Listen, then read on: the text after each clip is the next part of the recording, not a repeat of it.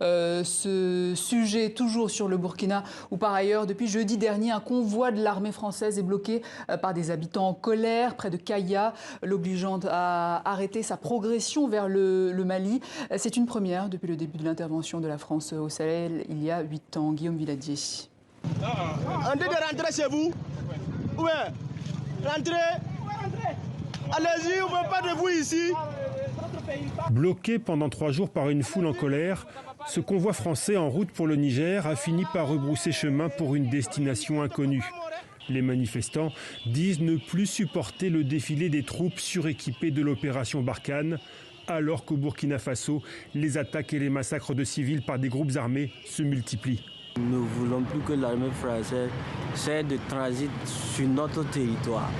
Nous ne pouvons pas comprendre que depuis un certain moment, la France, qui dit être un collaborateur pour la lutte contre le terrorisme, mais que ça continue à s'empirer. À un certain moment, il y a un double jeu et il faut que cela s'arrête.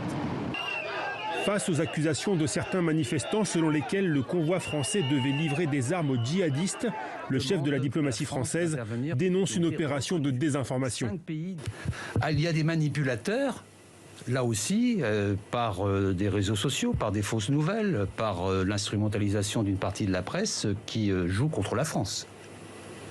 Certains, parfois même inspirés par des réseaux européens. Ulcéré de voir la compagnie de mercenaires russes Wagner essayer de prendre pied au Sahel, le Quai d'Orsay accuse nommément Moscou d'œuvrer en coulisses. Mais les critiques contre la présence militaire française ne datent pas d'hier. Une défiance qui ne date pas d'hier. Mais qu'est-ce que ça traduit, ce convoi bloqué? Alors d'abord, une intense frustration de la part de la population burkinabé, phénomène que l'on retrouve au Mali et dans une moindre mesure au Niger. Une forme aussi de perplexité.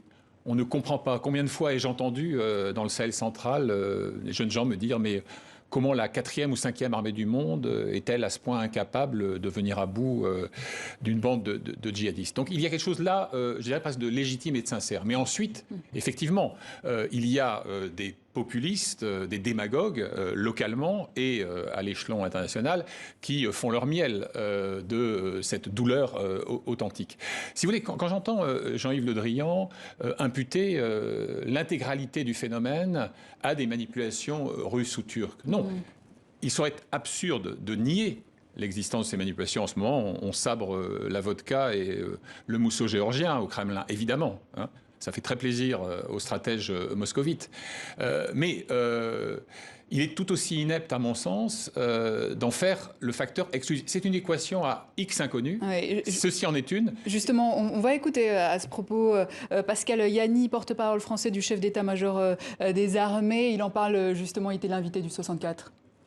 L'armée française, pour certains groupes, est sans doute un bouc émissaire facile pour répondre à une sorte de mal-être ou à des difficultés qui sont rencontrées par certains pays dans le domaine sécuritaire. Ce dont je peux vous assurer, c'est que nous, quand nous sommes en opération aux côtés de nos partenaires sahéliens, nous sommes toujours bien accueillis par les populations, en particulier au Mali et au Niger, et nous ne sommes jamais rejetés par ces populations. Voilà, il y a des manipulateurs, il y a des manipulés, la photo réseaux sociaux à la désinformation, c'est la position de la France, vous le disiez. Or, on voit que ces mouvements anti-français se propagent un petit peu partout sur le continent. Ceci n'est pas inexact factuellement, mais on ne peut pas réduire un phénomène de cette intensité et qui gagne en force depuis quelques semaines, quelques mois, à ce seul phénomène.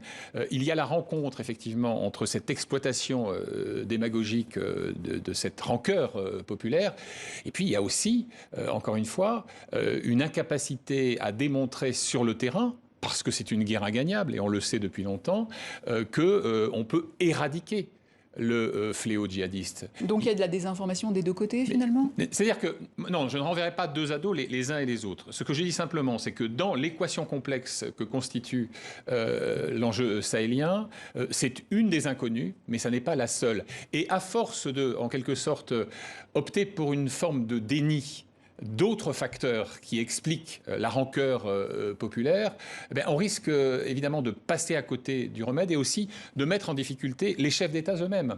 Regardez, quand Jean-Yves Le Drian, par exemple, invite publiquement le président burkinabé Kaboré à agir pour que cette situation de blocage soit levée, il le met un peu entre le marteau et l'enclume, parce que qu'advient-il? C'est un dilemme.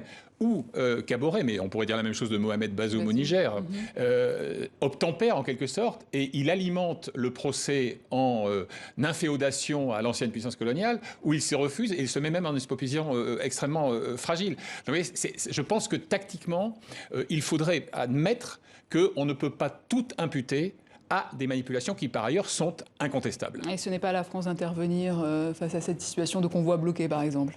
C'est-à-dire que la France ne peut que tenter de trouver une solution qui permettra le déblocage de ce convoi sans passer par des affrontements. Imaginez un seul instant, la France jusqu'à maintenant n'a procédé qu'à des tirs de sommation à ma connaissance, les affrontements ont plutôt opposé les gendarmes burkinabés aux manifestants. Mais imaginez qu'une balle perdue vienne percuter le thorax d'un gamin de 12 ans. Vous voyez l'effet absolument ravageur. Donc là, l'armée française marche sur des œufs. C'est pour ça qu'aujourd'hui, on est dans une logique de négociation pour, avec l'aide des autorités burkinabées, essayer de désembourber symboliquement ce convoi. Vous parliez du Niger tout à l'heure. On sait que le Niger fait venir des armes turques. Le groupe russe Wagner s'installe aussi de plus en plus sur le continent, se tourner vers d'autres interlocuteurs. C'est ce qui risque de se passer également au Burkina ?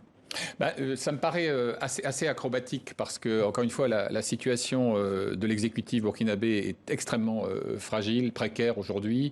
Je pense qu'il y a d'autres préoccupations que celle-là. Ce qui est vrai, c'est que, vous voyez, le cas du Niger avec Mohamed Bazoum, qui est très souvent présenté, et là encore, ce n'est pas d'une folle habileté à mon sens, comme le bon élève de la classe.